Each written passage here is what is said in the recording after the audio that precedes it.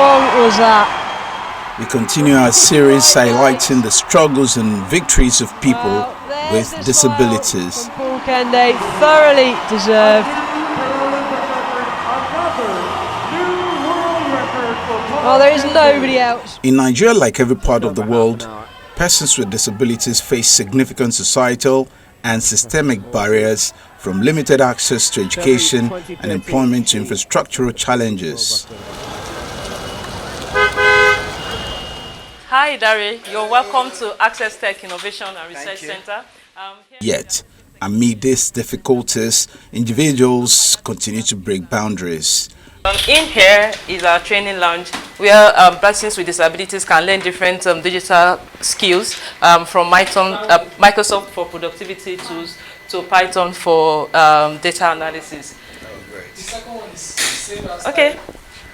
Also, apart from the group trainings, we also provide executive classes for professionals who lose their sight in their professional period. So the 2 rooms there are for the professional classes. Meet Opeolu Akinola, a visually impaired computer engineer. Yes, you heard right. Opeolu runs this center in Surulere area of Lagos alongside his wife Emanuela, where they teach digital skills and provide assistive technology for persons with disabilities. Detailed, tech-savvy and passionate, Opeolu shares his inspiring journey into the world of technology. Back in the day when I was a young graduate, I was trying to get a job.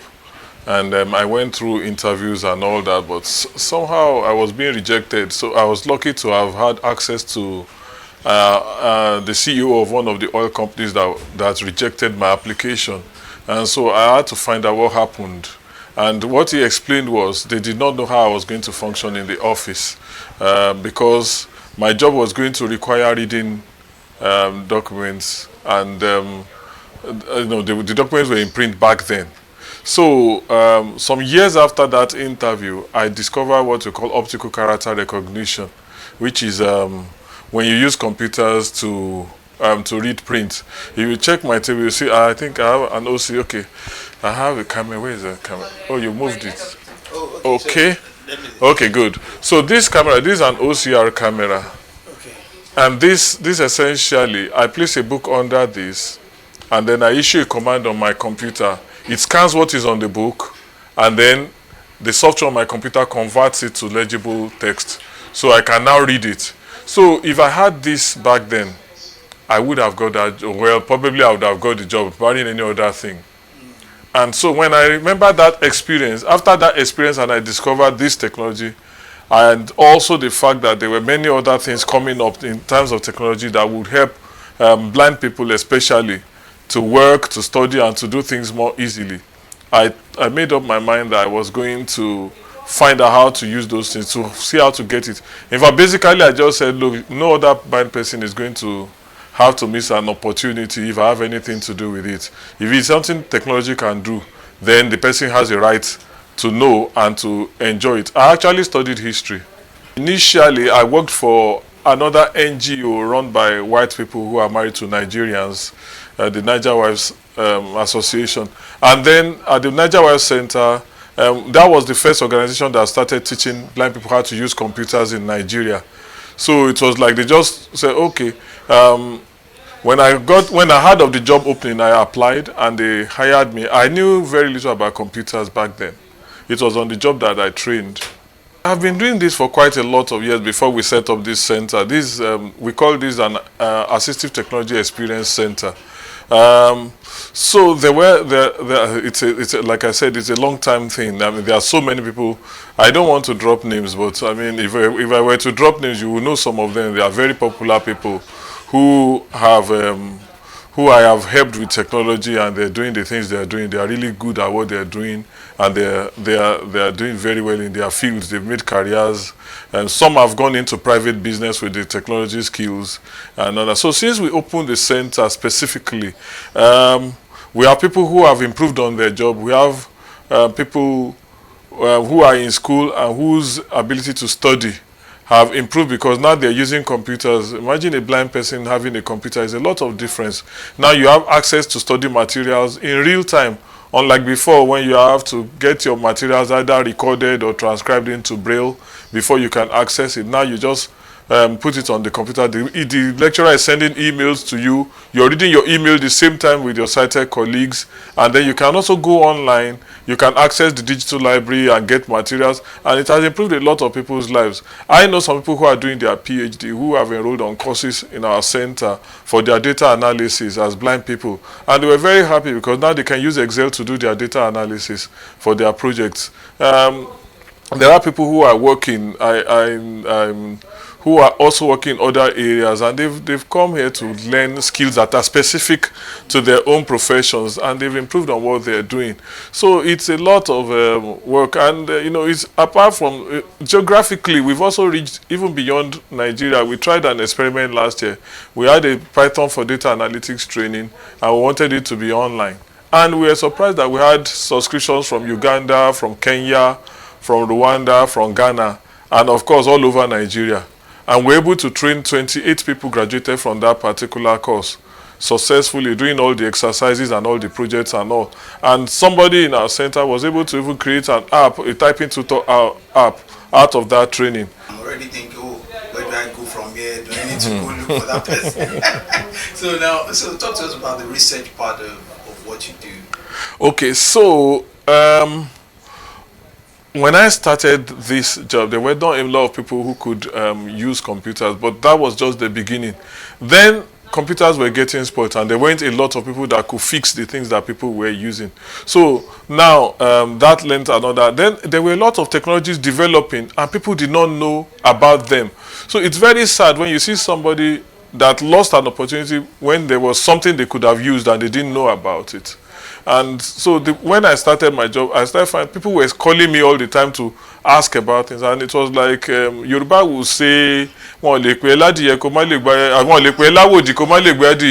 so I said, no, people can't be calling me. Some of them, for them, it was like their last hope, the last person they expect, and then I don't have the information. So that's when we went into research. But initially, my first experience of this kind of research was when I trained to be a computer engineer back in about year 2000, when I was working for the NGO that I mentioned, the Niger Web Center. And then, it was an NGO. People were donating all kinds of computers to us, and some of the computers were on their last legs. So when we want to use it, something happens. And so I told my boss, I said, look, I have to start fixing computers. I said, no, don't you ever open a computer in this office. So I paid a computer engineer, one of the engineers that used to come to the office to help us repair computers. I paid him. So with my money, we went to buy all the components of a computer at the computer village then. And we settled down. I built my first computer. I installed all the programs on it and all that under his guidance. And immediately we finished that project. I knew I was ready. So once we had a job in the office, and it was a deadline kind of thing, and the computer that we were using to produce broke down. So I told my boss, I said, why don't you let me just give it a try? He said, well, I suppose we can't be worse than we are right now. So, well, luckily I was able to fix the computer. And since that day, till I left the center, all the computers I was fixing it, even the Braille embossers like this machine here, is made in Sweden. I started fixing it. When the engineers came to Nigeria to train Nigerians on how to maintain their machine, the man saw me there and said, I know you now, why are you here? I said, I'm one of the trainees. He said, no, you are one of the facilitators, so you come to this side. So he put me, so I co-facilitated that training. So is your computer now, is it a computer specifically built for purpose, or is it a generic one? So this is a standard Lenovo laptop. Okay. And that's what we try to encourage. That it's standard. We use as much standard technology as possible because that's more available, isn't it? So this is a standard computer. Now what I have on it is going to talk out. Okay, yeah. Okay, so I'll just increase the volume. I'm just pressing the arrow keys. 2x3 table 16 of 40, 2x4 table 23 of 42. So it's like I want to insert a table into a Microsoft Word document and block it. So it's a table. Word. Microsoft Word document edit multi-line table with 4. Okay, so you say there is a table. The Discrimination Against Persons with Disabilities Act, signed into law in 2019, was a major step towards protecting the rights of PWDs. The law mandates public buildings to be accessible, prohibits discrimination in employment, and guarantees equal rights in education and health care. However, enforcement has been slow and compliance remains inconsistent across the country. So whatever is showing on the screen, the software is saying it, so I can know what is on the screen, and because of that I can operate the computer. Assistive technology for the visually impaired includes both high-tech and low-tech devices designed to enhance independence and improve quality of life. When you buy a standard computer, it comes with a screen reader called Narrator. For any computer from Windows 8 upwards, and of course for Apple products you have VoiceOver that comes inbuilt into the computer. So it's for people to learn that it exists and then learn how to use it. So that's essentially what we do. The typing part, you already learned that you know keys where they oh yes, I've been typing on my okay. So the typing came in primary school. We learned how to use typewriters back in those days, and we're using typewriters to type our exam scripts when we went to mainstream schools. But so you're a secretary. I type very fast, I know. A lot of computers have a bit of accessibility in them. You can see after F4 there's a gap, so it's very easy for you to find your location. This is another big gap. This is another. So there are some little things they did to this equipment to make them accessible. They are standard equipment, but the manufacturers are thinking of accessibility when they are working. We call it universal design. So now look at this. This is ASDF. You can see that on F there's a little bit of. So it helps a blind person to quickly locate the home keys. And then, okay, then on J you have that as well. Okay, so those are accessibility features that make it so convenient for a blind person to work around the keyboard. So there are some enhancements that have also come with technology, and they are standards. So let's talk about the other equipment that you have here that are able to help you do your work faster and more effective. Of course, there's a law called the Marrakesh Treaty that was enacted around 2017. Now, the Marrakesh Treaty, Nigeria is a signatory to it and we have ratified. And even the Nigerian Copyright Commission has incorporated into the last Copyright Act, which is, I think that was in 2023. So now, with that, that gives us permission. That gives anybody who has visual impairment or other print disabilities like dyslexia or whatever, the right to get a textbook and convert it into a format that is convenient for you to read.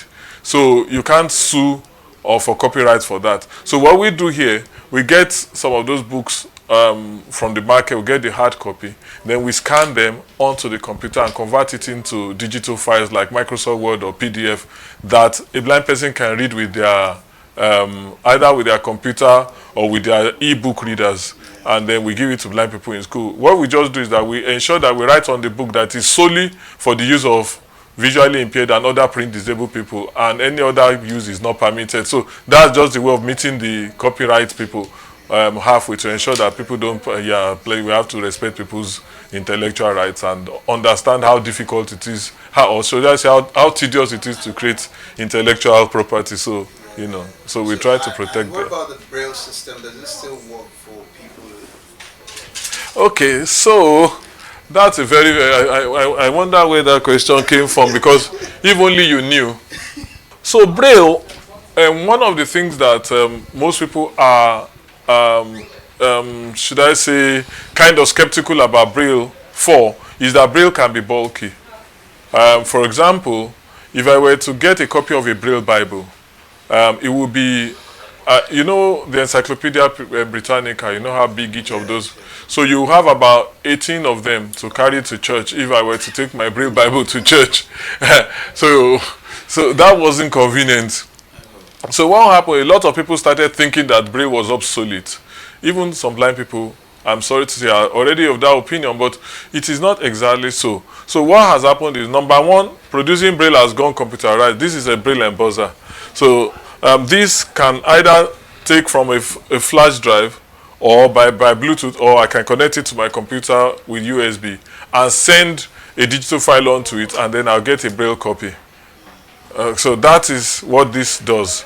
But okay, so that will still be paper Braille, which is big. It's quick. It's quick to produce now, maybe cheaper, but it's big. So how do we solve the problem of big? Okay, so here is a Braille. This is a refreshable Braille display. File manager. So with this device, I can actually start reading I can put a something on a flash drive or memory card. Okay, so you see this is a port. I can connect a flash drive to this. And so if there's a Microsoft Word file on that flash drive, I open it on this device and I'm reading it in Braille. I can also read out the audio. Yes, I can. Yes, I can. So if I feel like listening to it in audio, I can also have it. I can also have it in audio. And then this is a Braille keyboard pad. So this enables me to write onto the Braille device. So I can actually put notes on it if I want to. I can write things on it as well. So it's not just to read.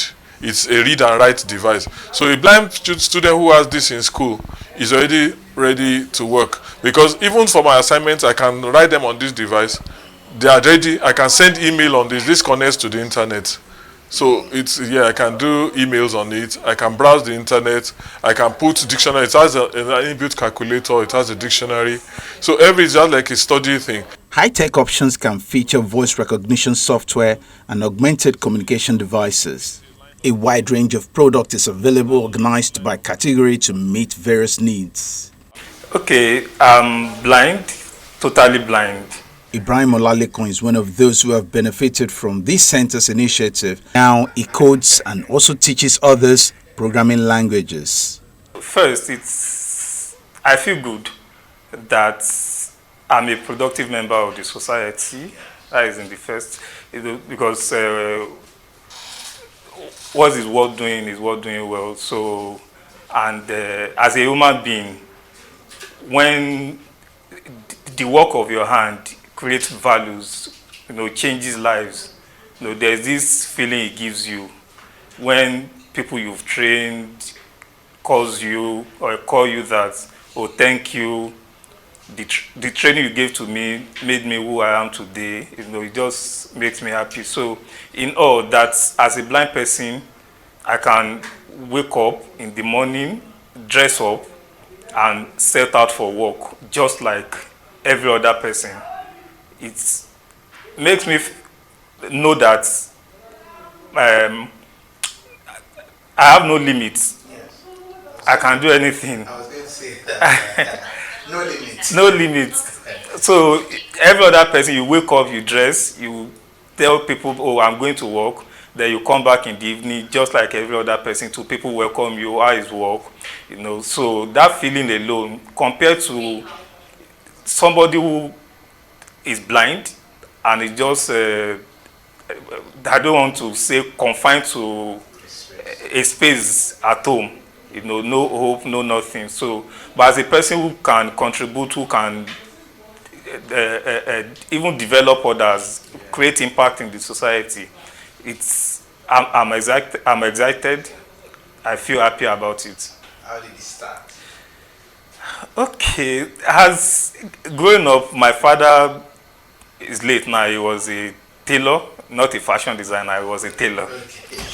So my father was a tailor, and that I was born into that profession, into that occupation. So I was with him, always learning under him. Then along the way he died, so I was taken to his friend, to continue the journey. And because I grew up in a town in saying, so all my life was okay. I wanted to become a tailor until. That's okay.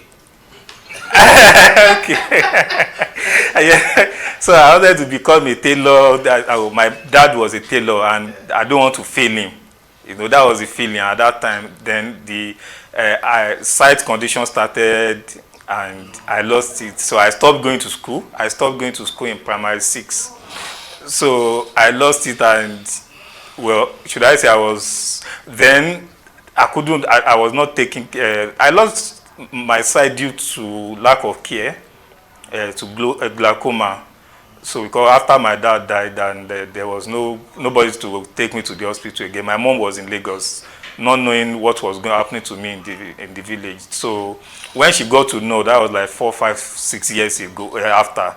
So she asked me to come. I came to Lagos, started going to school, but at that time it was too late. So I was pronounced blind, and so was also at home for like a few years too before somebody told me that, okay, I can continue my education. So I was taken to a partially school for the blind in Surulere. So that I did my rehabilitation there for 1 year. Then from there I moved to Ijanikin.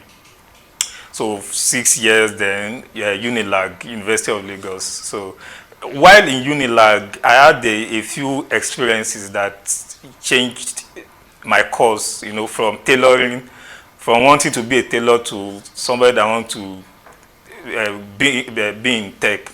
So we were in one of the classes, we were having social statistics, you know, a calculation course, and the lecturer was just teaching others, not carrying me along. Okay, add this, pointing at the board, add this plus this, divide this, do this. I had to say, sir, I don't know what you are saying. Can you please describe what you are? Just mention the numbers. Don't be saying this, that, this. And he said no, that I was not employed to teach me, that I should, if I want to learn calculation, I should talk to my friends after class. So that was there. I started looking for ways to do stuff myself, you know. And then I was introduced to Excel, using Excel for calculation. Then I paid for a class, I you know, started learning with others, and then from there. So that one alone exposed me to things that are possible, that people ordinarily think they are not possible. For a blind person, you want to do calculation, you want to, you know, operate computers and others, you want to go into tech. So from there I said, no, me too, I have to develop myself first, then before I can start developing others. Yeah, and so far you've been doing so. Yes, sir. So Thank God. Talk to us about your journey here and what you have been able to do. Okay, my journey here has been a journey of growth and development. So I came here, well, half-baked, even as a staff. I came here half-baked, but the little I had, I continued to develop it. Then there came a time where the company organized a Python training for the blind. So I was lucky to be part of the first cohort, and after that, you know, from the knowledge I got from that Python training, I was able to use it to, you know, develop a keyboard mastery software that we use in-house here to train our trainees. So apart from teaching teaching blind persons computer skills such as data analysis, Microsoft Office, you know, tools. So I can also use Python, the knowledge of my Python programming, to develop a few things. I'm still developing it, you know, and then I can also use it to teach others. I can teach others how to code. For someone like you, you probably know a whole lot of people. You are from that community, so you have met a whole lot of people. Yes, I have bosses.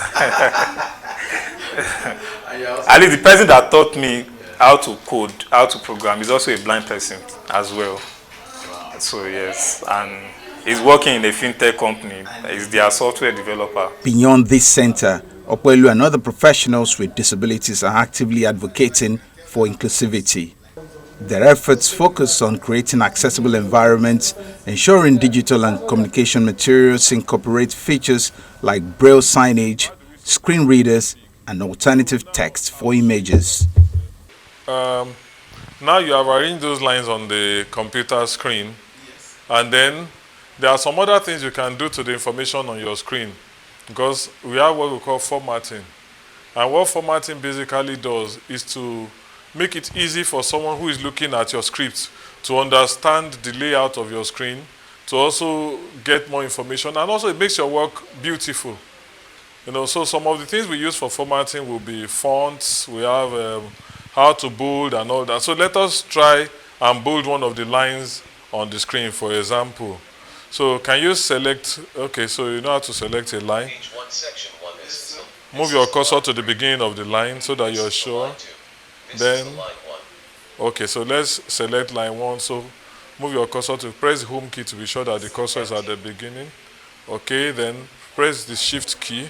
Hold down the shift key and press down arrow. Okay, so that is selected. So usually when you want to apply some of the formatting attributes. You will select, then you apply. So let's assume that we want to bold this one so that it looks bigger on the screen. So the command for that will be Control plus B. Now that it is selected, now let's do Control plus B. Bold on. Good, bold on. Okay, so now that you're bolded, move your cursor, press your down arrow, let the cursor move away from it so that it will be... This is the line 3. Okay, so for someone who is seeing it, it will look different on the screen. But let's go up and find out for ourselves using our screen reader what has happened. This is the line 2. Okay, go up. This is the line 1. Okay, so this is the line that we bolded. So what you are going to do, we want to find out about it. Did it bold or did it not bold? So on your computer, you use the caps lock, which is your NVDA key, plus caps lock plus F.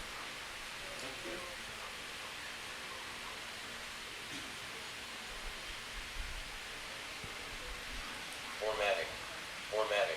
Style normal times New Roman 11 PT automatic color on automatic color bold align left line spacing 1.1 line. So you had that Z bold. So that tells you that has happened. So even if it's a document that is not your own document, you want to find out what kind of formatting they applied in certain places, then you'll be able to also use your screen reader to know it.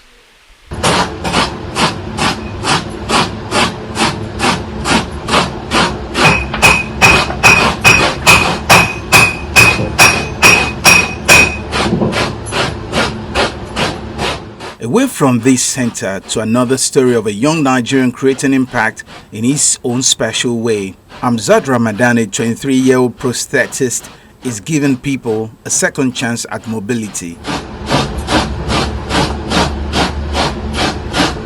As a specialist in designing and fitting artificial limbs, his work restores hope and functionality to those who have lost limbs due to injury, disease, or congenital conditions. But what drives his passion and how does he make a difference? I started this course 2017. I started it with zero inspiration. I started when I wanted to sit for JAMB, but I said, no, let me just go for this course. So I started 2017. I finished it's actually a diploma program. I did my ND National Diploma for 2 years. Then I had a 1 year clinical experience. After that, I decided to go for my HND as fast as possible. So I did my HND. I finished my HND about 2023. Then I went for my youth service year 2024. But during that phase of study, when I finished my ND and I had more knowledge after clinical, I started with, during clinical experience, you have different experience with patients. You start making some devices and they'll score you in what you do. I discovered this joy and everything in it. I started having 1 or 2 patients, started leaving the states, interstate patient to get patient. So me finding myself here, I'm so grateful, but I still want to achieve more in aspect of, in the next 2-3 years, I want to own a private center. I want to have where people can come to me and like, yeah, they want to make a prosthesis. With an unrelenting commitment to providing tools and solutions, these individuals strive to foster a society where persons with disabilities can thrive without limitation, continuously working towards a more inclusive future.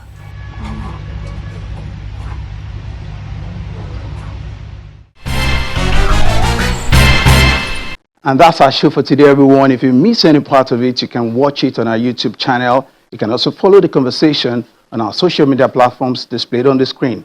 Thank you very much for watching. I am Dare Ido. See you next time, and bye for now.